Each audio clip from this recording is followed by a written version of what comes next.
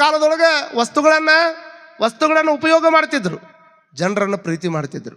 ವಸ್ತುಗಳನ್ನು ಉಪಯೋಗ ಮಾಡ್ತಿದ್ರು, ಜನರನ್ನು ಪ್ರೀತಿ ಮಾಡ್ತಿದ್ರು.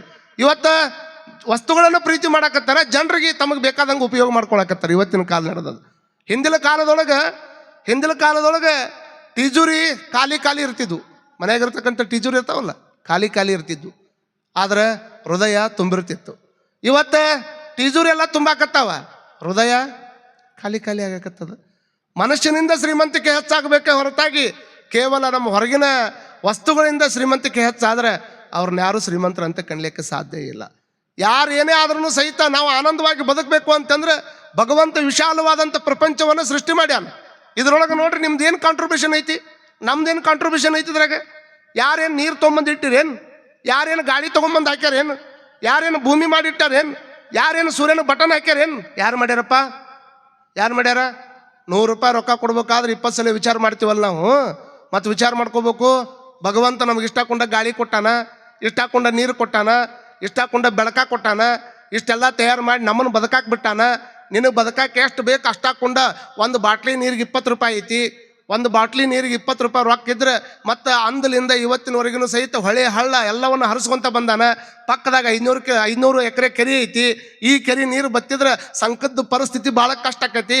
ನಿಮಗೆ ಬದುಕೋದಕ್ಕಾಗಿ ಒಂದು ಮಳೆ ಹೊಡೆತ 1 ತಾಸು ಹೊಡಿತಂದ್ರೆ 500 ಎಕರೆ ಕೆರೆ ತುಂಬು ಹಂಗೆ ಇಟ್ಟಾನಂದ್ರೆ ಭಗವಂತ ಎಷ್ಟು ದೊಡ್ಡ ಇರ್ಬೇಕಂತ ವಿಚಾರ ಮಾಡ್ಬೇಕಲ್ಲ. ಬರೀ 100 ರೂಪಾಯಿ ಕೊಡೋದಕ್ಕೆ ವಿಚಾರ ಮಾಡ್ಕೊಂಡು ಕುಂತ್ರ ಏನು ಮಾಡೋದ್ರಿ ಅವರು? ಇದನ್ನು ವಿಚಾರ ಮಾಡಿದಾಗ ಗೊತ್ತಾಕೈತಿ ಏನಪ್ಪ ಭಗವಂತಿಗೆ ಎಷ್ಟು ಕೊಟ್ಟರು ಕಮ್ಮಿ ಐತಿ ನಾವು ಅಂತ. ನಿಮ್ಮ ಮನ್ಯಾಗ ನೋಡ್ರಿ, ನಿಮ್ಮ ಮನ್ಯಾಗ ಈಗ ಯಾರು ಆಕ್ಸಿಜನ್ ಹಚ್ಕೊಂಡ್ಬರ್ತಾರೆ, ಇಟ್ಟಾಕೊಂಡ ಮಂದಿ ಕುಂತೀವಿ. ಇಲ್ಲಿ ಯಾವ ಜಾತಿಯವ್ರು ಅನ್ನೋದು ಗೊತ್ತಿಲ್ಲ, ಯಾರು ದೊಡ್ಡವ್ರು ಅನ್ನೋದು ಗೊತ್ತಿಲ್ಲ, ಯಾರು ಸಣ್ಣವ್ರು ಅನ್ನೋದು ಗೊತ್ತಿಲ್ಲ. ಎಲ್ಲರೂ ಸಮಾನವಾಗಿ ಇಲ್ಲಿ ಕುಂತೀವಿ. ಇಲ್ಲಿ ಇದು ಪ್ರವಚನದ ವೇದಿಕೆ. ಇದ್ರಾಗ ಮತ್ತು ನಿಮ್ಮನ್ನ ಯಾಕೆ ಮ್ಯಾಕ್ ಕುಂದ್ರಿ ಸರಿ ಅಂದಿಗಿಂದಿರಿ. ಮತ್ತು ನೀವು ನಮ್ಮನ್ನ ತಾಳಕ್ಕೆ ಕುಂದ್ರಿಸಿ ನಿಮ್ಮನ್ನ ಯಾಕೆ ಮ್ಯಾಕ್ ಕುಂದ್ರಿಸ್ಯಾರ ಅಂದ್ರೆ, ಈ ಕರೆಂಟ್ ಹೋದಾಗ ಚಿಮಣಿ ಎಲ್ಲಿ ಇಡ್ತಿದ್ರಿ? ಪಟ್ನ ಹೇಳ್ರಿ. ಮ್ಯಾಗ ಇಟ್ಟಾರಲ್ಲ, ಯಾರ ಮ್ಯಾಗ ಇಟ್ಟು ಕೂಡಲೇ ಖುಷಿ ಆಕೈತೆ ಅಂತ ಇಟ್ಟಾರನ ಅದನ್ನು. ಅದು ಮ್ಯಾಗ ಇಡೋದ್ರಿಂದ ಅದ್ರ ಬೆಳಕು ಮ್ಯಾಗ ಎಲ್ಲ ಕಡೆ ಚಲ್ಲಿ ಅಂತ ಹೇಳ್ಕೊಂಡು ಮ್ಯಾಗ ಇಟ್ಟಾರ. ಹಂಗೆ ನಾವು ಸಹಿತ ಪ್ರವಚನ ಹೇಳಕ್ಕೆ ಬಂದವ್ರು ಅಂತಾರೆ ಚಿಮಣಿ ಇದ್ದಂಗೆ. ನಮ್ಮನ್ನು ಮ್ಯಾಗ ಇಟ್ರೆ ಅವ್ರು ಹೇಳೋ ಬೆಳಕು ಎಲ್ಲರ ಕಡೆ ಬೀಳಿ ಅಂತ ತಿಳ್ಕೊಂಡು ಅವ್ರಿಗೆ ಒಂದು ಸ್ವಲ್ಪ ಕಾಣಲಿ ಅಂತ ತಿಳ್ಕೊಂಡು ನಮ್ಮನ್ನು ಮ್ಯಾಗ ಕುಂದ್ರಿಸ್ಯಾರ. ನಮಗೆ ಖುಷಿ ಆಗಲಿ ಅಂತ ಕುಂದ್ರಿಸಿದ್ದಿಲ್ಲ. ಇಲ್ಲಿ ಯಾರು ಬಂದ್ರೂ ಇಲ್ಲಿ ಮ್ಯಾಗ ಕುಂದ್ರಿಸ್ತಾರೆ. ವಿಚಾರ ಮಾಡ್ಕೊಳ್ಬೇಕು ನೀವೆಲ್ಲ. ಭಗವಂತ ಇಷ್ಟ ಹಾಕೊಂಡ ದೊಡ್ಡ ಶಕ್ತಿಯನ್ನು ನಮ್ಗೆ ತೊಟ್ಟು ಕೊಟ್ಟಾನ. ಎಷ್ಟು ದೊಡ್ಡ ಶಕ್ತಿ ಅಂತೀರಿ ಭಗವಂತನ ನೀವು? ಎಷ್ಟು ದೊಡ್ಡ ಶಕ್ತಿ ಇರಬೇಕು ನಿಮಗೆ? ಸಮುದ್ರ ಯಾವ ಕಡೆ ಐತ್ರಿ? ಈ ಕಡೆದವ್ರಿಗೆ ಸಮುದ್ರ ಯಾವುದು ಸಮೀಪ ಆಕೈತಪ್ಪ? ಯಾ ಕಡೆ ರೀ? ಅಂದ್ರೆ ಊರು ಯಾವ ಬರ್ತೈತೆ ಆ ಕಡೆ? ಬಾಂಬೆ ಅಲ್ರಿ? ರತ್ನಗಿರಿ ಸಮುದ್ರ ಅಂದ್ರೆ ಗೋವಾ ಕಡೆ, ಹೌದಲ್ರಿ? ಹಂಗೆ ವಿಚಾರ ಮಾಡಿ ನಿಮ್ಗೊಂದು ಹಂಗೆ ನಿಮ್ಮ ಭಗವಂತನ ಸೃಷ್ಟಿ ವೈಶಿಷ್ಟ್ಯ ಎಷ್ಟು ದೊಡ್ಡದೈತಂತ ಜಸ್ಟ್ ಥಿಂಕ್ ಇಟ್. ಏನಂದ್ರೆ ರತ್ನಾಗಿರಿ ಕಡೆ ಏನೈತಿ? ಸಮುದ್ರ ಐತಿ. ಸಮುದ್ರ ಇರೋದು ಅಲ್ಲೇ ಐತಿ. ಮಳೆ ಹುಟ್ಟಬೇಕಾದ್ರೆ ಎಲ್ಲಿಂದ ಹುಟ್ಟತೈತೆ ಅಂತ ಮಾಡ್ರಿ ನೀವು? ಮಳೆ ಹುಟ್ಟಬೇಕಾದ್ರೆ ಸಮುದ್ರದಾಗಿಂದನೇ ಹುಟ್ಟದ. ಸಮುದ್ರದಾಗಿರ್ತಕ್ಕಂಥ ನೀರು ಆವಿಯಾಗಿ ಮ್ಯಾಗ ಹೋಗ್ತದ. ಆವಿಯಾಗಿ ಮ್ಯಾಗ ಹೋಗ್ಬೇಕಾದ್ರೆ ಸಮುದ್ರದಾಗಿ ನೀರು ಉಪ್ಪಿರ್ತದ, ಸಿಹಿ ಇರ್ತದ? ನಿಮಗೆ ಕೇಳಕತ್ತೀನಿ ನಾನು. ಉಪ್ಪಿರ್ತದ. ಸಮುದ್ರದಾಗಿರ್ತಕ್ಕಂಥ ನೀರು ಉಪ್ಪಿರ್ತದ, ಆವಿಯಾಗಿ ಮ್ಯಾಗ ಬರ್ತದ. ಆ ರತ್ನಾಗಿರಿ ಒಳಗಿರ್ತಕ್ಕಂಥ ಸಮುದ್ರದಾಗಿರ್ತಕ್ಕಂಥ ನೀರು ಆವಿಯಾಗಿ ಮ್ಯಾಗ ಬಂದು ಗಾಳಿ ಮುಖಾಂತರ ಸಂಕದ ಮಠ ಬರ್ತೈತಿ ನೋಡ್ರಿ. ಗಾಳಿ ಮುಖಾಂತರವಾಗಿ ಸಂಕಕ್ಕೆ ಬರ್ತದ ಮೋಡದ ರೂಪದೊಳಗೆ. ಆವಿಯಾಗಿರ್ತಕ್ಕಂಥ ನೀರು, ಉಪ್ಪಿನ ನೀರು ಸಂಕಕ್ಕೆ ಬರಬೇಕಾದ್ರೆ ಮೋಡ ಆಗಿ ಗಾಳಿ ಮುಖಾಂತರವಾಗಿ ಇಲ್ಲಿ ಬಂದು ಸುರಿಬೇಕಾದ್ರೆ ಸಂಕದ ಊರ ಮೇಲೆ ಮಳೆ ಸುರಿಬೇಕಾದ್ರೆ ಸ್ವೀಟ್ ನೀರು ಬರ್ತದೋ ಉಪ್ಪು ನೀರು ಬರ್ತದೋ? ಸ್ವೀಟ್ ನೀರು ಬರ್ತದ. ಅಂದ್ರೆ ನಿಮ್ಮ ಊರಾಗಿರ್ತಕ್ಕಂತಹ ನಿಮ್ಮ ಸೌಳಿದ್ದ ನೀರನ್ನು, ಉಪ್ಪು ಇದ್ದ ನೀರನ್ನು ಫಿಲ್ಟರ್ ಮಾಡೋದಕ್ಕೆ ಫಿಲ್ಟರ್ ಮಿಷನ್ ಹಾಕ್ಕೋತೀರಿ, ಆರೋ ಮನ್ಯಾಗ ಹಾಕ್ಕೋತೀರಿ. ಯಾವ ನೀರನ್ನು ನಾವು ಸ್ವೀಟ್ ಮಾಡ್ಬೇಕಾದ್ರೆ ಅದಕ್ಕೊಂದು ಫಿಲ್ಟರ್ ಮಿಷನನ್ನು ಮನ್ಯಾಗ ಹಾಕ್ಕೋತೀವಿ ಅನ್ನೋದಾದ್ರೆ, ಸಮುದ್ರದಾಗಿರ್ತಕ್ಕಂಥ ಉಪ್ಪು ನೀರು ಅಲ್ಲಿಂದ ಆವಿಯಾಗಿ ಮ್ಯಾಗ ಹೋಗಿ ಗಾಳಿ ಮುಖಾಂತರವಾಗಿ ಮೋಡಾಗಿ ಬಂದು ಸಂಕದ ಮೇಲೆ ಸುರಿಬೇಕಾದ್ರೆ ಎಲ್ಲರಿಗೂ ಸ್ವೀಟ್ ನೀರು ಬರ್ತದೆ. ಅಂದ್ರೆ ಅವನು ಫಿಲ್ಟರ್ ಮಿಷನ್ ಎಷ್ಟು ದೊಡ್ಡದಿರ್ಬೇಕು ಅನ್ನುವಂಥದ್ದನ್ನು ಜಸ್ಟ್ ಇಮ್ಯಾಜಿನ್ ಇಟ್ ತಿಳ್ಕೊಳ್ಬೇಕು. ಇದಕ್ಕಾಗಿ ಭಗವಂತ ನಮಗೆ ಬಹಳ ದೊಡ್ಡವಾಗಿ ಕಾಣ್ತಾನೆ. ಅವನ ಕರುಣೆ ಎಷ್ಟು ದೊಡ್ಡದೈತೆ ಅಂತ ಮಾಡ್ರಿ ನೀವು. ಎಲ್ಲ ಬಂದ ಮೇಲೆ ಎಲ್ಲ ನಾವು ಬಂದ ಮೇಲೆ ಸೃಷ್ಟಿಯಾಗಿಲ್ಲ ಇದು. ನಾವು ಬರೋಕ್ಕಿಂತ ಮುಂಚೆಯೇನ ಆ ಪರಮಾತ್ಮ ನಮಗೇನು ಬೇಕು ಅದನ್ನೆಲ್ಲ ಇಟ್ಟು ಕಳಿಸ್ಯಾನ. ಕಟ್ಟೆಯ ಮೇಲೆ ನೋಡ್ರಿ, ಬೆಟ್ಟದ ಮೇಲೆ ಪುಟ್ಟಿರುವ ವೃಕ್ಷಕ್ಕೆ ಕಟ್ಟೆಯನ್ನು ಕಟ್ಟಿ ನೀರೆರೆದವರು ಯಾರು? ಒಂದು ಬೆಟ್ಟದ ಮೇಲೆ ಒಂದು ದೊಡ್ಡ ಗಿಡ ಹುಟ್ಟ್ಯದ. ಅದಕ್ಕೆ ಯಾರು ನೀರು ಹಾಕ್ಯಾರಪ್ಪ? ಅದಕ್ಕೆ ಯಾರು ನೀರು ಹಾಕ್ಯಾರ? ಅದಕ್ಕೆ ಹೋಗಿ ಯಾರು ಬೆಳೆಸ್ಯಾರ? ಯಾರು ಬೆಳೆಸೇ ಇಲ್ಲ ಅದಕ್ಕೆ. ಬೆಟ್ಟದ ಮೇಲೆ ಪುಟ್ಟಿರುವ ವೃಕ್ಷಕ್ಕೆ ಕಟ್ಟೆಯನ್ನು ಕಟ್ಟಿ ನೀರು ಎರೆದವರು ಯಾರು? ಅಡವಿಯೊಳಗಿರುವ ಅಡವಿಯೊಳಗಿರುವಂಥ ಖಗ ಮೃಗಗಳಿಗೆಲ್ಲ ಅಡಿಗಡಿಗೆ ಆಹಾರ ಇತ್ತವರು ಯಾರು? ವಿಚಾರ ಮಾಡ್ಕೊಡ್ರಿ. ನಮ್ಮ ಮನೆಯಾಗಿರ್ತಕ್ಕಂಥ ಮಕ್ಕಳಿಗೆ ಆಹಾರ ಬೇಕಂತ ತಿಳ್ಕೊಂಡು ಸಂಗ್ರಹ ಮಾಡಿ ಇಡ್ತೀವಿ ನಾವು. ಅಡವ್ಯಾಗದವಲ್ಲ ಪ್ರಾಣಿಗಳು.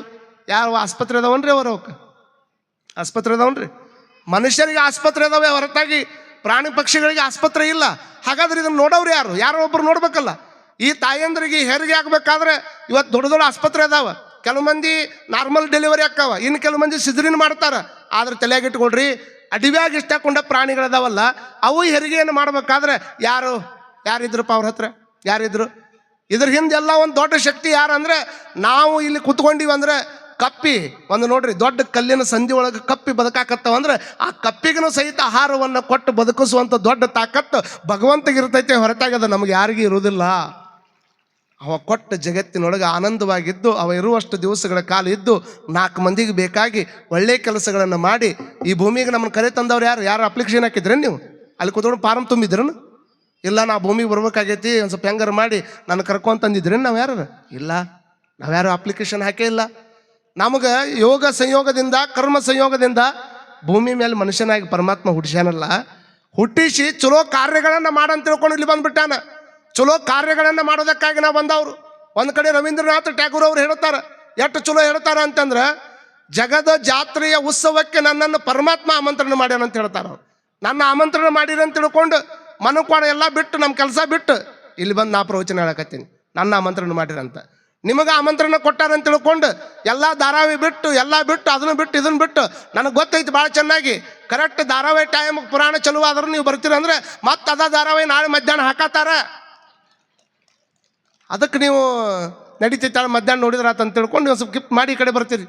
ಇದಕ್ಕೆ ಚಪ್ಪಾಳಿ ಹೊಡಾಕತ್ತೀರ ಅಂದ್ರೆ ಕರೆ ಅದಿರ ಅಂದಂಗೆ ಆತಲ್ಲ ಏನ್ರಿ? ಅವರು ವಿಚಾರ ಮಾಡ್ಕೊಳ್ರಿ. ನಿಮ್ಮನ್ನ ಆಮಂತ್ರಣ ಮಾಡ್ಯಾರ ಅಂತ ತಿಳ್ಕೊಂಡು ನಾವೆಲ್ಲರೂ ಬಂದೀವಿ. ಹಾಗಾದ್ರೆ ಈ ಜಗತ್ತಿನ ಜಾತ್ರೆಗೆ ನಮ್ಮನ್ನು ಯಾರು ಆಮಂತ್ರಣ ಮಾಡ್ಯಾರಪ್ಪ? ಇಲ್ಲಿ ಆಮಂತ್ರಣ ಮಾಡಿದಕ್ಕೆ ನಾ ಹೆಂಗೆ ಬಂದಿನಲ್ಲ, ಹಂಗೆ ಈ ಜಗತ್ತಿನ ಜಾತ್ರೆಯ ಸೊಬಗನ್ನು ಹೆಚ್ಚು ಮಾಡೋದಕ್ಕಾಗಿ ಪರಮಾತ್ಮ ನಮ್ಮನ್ನು ಇನ್ವೈಟ್ ಮಾಡ್ಯಾನ ಅಂತ ತಿಳ್ಕೊಂಡು ಭೂಮಿಗೆ ಬಂದೀವಿ ಅಂತ ತಿಳ್ಕೊಂಡು ರವೀಂದ್ರನಾಥ್ ಟ್ಯಾಗೂರ್ ಹೇಳ್ತಾರೆ, ನನಗೊಂದು ವಾದ್ಯ ಕೊಟ್ಟಾರ, ನಿಮಗೊಂದು ವಾದ್ಯ ಕೊಟ್ಟಾರ, ನನ್ನ ಕೆಲಸ ನಾ ಮಾಡಬೇಕು, ನಿಮ್ಮ ಕೆಲಸ ನೀವು ಮಾಡಬೇಕು, ಮಾಡಿ ಹಂಗೆ ಹೋಗಂಗಿಲ್ಲ. ಅವ ಏನು ಸೃಷ್ಟಿ ಮಾಡಿಟ್ಟಾನಲ್ಲ ಅದನ್ನು ಕೆಡಿಸಲಾರ್ದಂಗೆ, ಅದರೊಳಗೆ ಯಾವುದು ವಿಷ ಬೀಜ ಬಿತ್ತಲಾರ್ದಂಗೆ ಶುದ್ಧ ನೀರನ್ನು, ಶುದ್ಧ ಗಾಳಿಯನ್ನು, ಶುದ್ಧ ಭೂಮಿಯನ್ನು ಮುಂದಿನ ನಮ್ಮ ಪೀಳಿಗೆಗೆ ಕೊಟ್ಟು ಹೋಗಿಬಿಟ್ರೆ ಅದೇ ದೊಡ್ಡ ವರ ಅನ್ನುವಂಥ ಮಾತನ್ನು ಪರಮಾತ್ಮ ನಮಗೆ ಹೇಳ್ತಾನೆ. ನಾವು ನೀರನ್ನು ಕೆಡಿಸಿದ್ವಿ, ಗಾಳಿನೂ ಕೆಡಿಸಿದ್ವಿ. ಗಾಳಿ ಕೆಡಿಸಿ ಚಲೋ ಫಿಲ್ಟರ್ ತೊಗೊಂಬಂದು ಮನ್ಯಾಗ ಹಾಕ್ಕೊಂಡ್ರಿ, ಗಾಳಿ ಕೆಟ್ಟೈತ್ರಿ, ನಾವು ಒಂದು ಏರ್ ಕೂಲರ್ ಅಂತ ತಂದು ಹಾಕ್ಕೊಂಡ್ವಿ. ಗಾಳಿ ಕೆಡಿಸಿದವ್ರು ಯಾರು? ನೀರು ಕೆಟ್ಟವ್ರಿ, ನೀರು ಕೆಟ್ಟದ್ದಕ್ಕೆ ಫಿಲ್ಟರ್ ಮಿಷನ್ ತಂದು ಹಾಕ್ಕೊಂಡಿವಿ ಮನ್ಯಾಗ ಅಂದ್ರೆ ನೀರು ಕೆಡಿಸ್ದವ್ರು ಯಾರು? ಇದನ್ನು ವಿಚಾರ ಮಾಡಿಕೊಡ್ರಿ. ನಮ್ಮ ಭೂಮಿಗಳು ಇವತ್ತು ರಾಸಾಯನಿಕ ಹಾಕಿ ಹಾಕಿ ಹಾಕಿ ಎಷ್ಟು ಕೆಲಸ ಕೆಟ್ಟಿಸ್ಬಿಟ್ಟಾರ ಅಂತಂದ್ರೆ, ನಮ್ಮ ಮುಂದಿನ ಮಕ್ಕಳಿಗೆ ನೀವು 10 ಕೋಟಿ ರೂಪಾಯಿ ರೊಕ್ಕ ಕೊಟ್ಟರೆ ಅವ್ರು ದೊಡ್ಡವ್ರು ಅಕ್ಕಾರ ಅಂತ ತಿಳ್ಕೊಳಕ್ಕೆ ಹೋಗ್ಬೇಡ್ರಿ. ಮುಂದೆ ಬರುವಂಥ ನಮ್ಮ ಪೀಳಿಗೆ, ನಿಮ್ಮ ಮುತ್ಯ, ನಿಮ್ಮ ತಾತ, ನಿಮ್ಮ ತಂದೆ ನಮಗೆ ಯಾವ ರೀತಿ ನಮ್ಮ ಪಳುವಳಿಯಾಗಿ ಚಲೋ ಭೂಮಿಯನ್ನು ಬಿಟ್ಟು ಹೋಗ್ಯಾನಲ್ಲ, ಹಂಗೆ ಮುಂದಿನ ಮಕ್ಕಳಿಗೆ ನೀವು ಅದನ್ನು ಬಿಟ್ಟು ಹೋಗ್ಬೇಕು. ಇದನ್ನು ನೀವೆಲ್ಲ ಇವತ್ತಿನ ಕಾಲಕ್ಕೆ ಬಿಡಿಸಿ ಎಲ್ಲ ಕೆಡಿಸಿ ಅವ್ರ ಕೈಯಾಗ 10 ಕೋಟಿ ರೊಕ್ಕ ಕೊಟ್ಟು ಹೋದ್ರೆ ಏನು ಮಾಡ್ಬೇಕು? ಅವರು ವಿಷಯ ತಿನ್ಬೇಕೇನು?